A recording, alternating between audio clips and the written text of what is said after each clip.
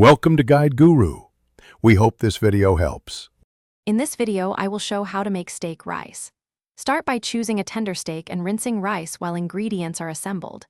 I walk you through seasoning, searing, and resting the steak so it stays juicy. Then I explain rice techniques so grains stay separate and flavorful. Follow simple timing tips to coordinate both components. By the end, you will have a balanced, restaurant-style steak rice dish.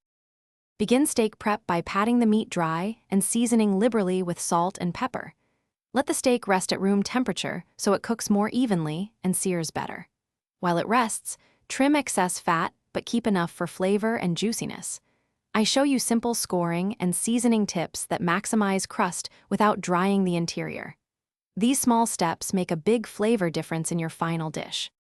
For rice, rinse grains, then cook with a precise water ratio to achieve the right texture.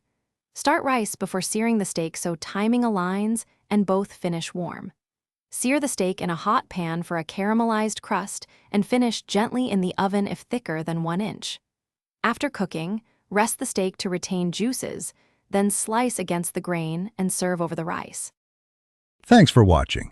Consider subscribing if we helped you today.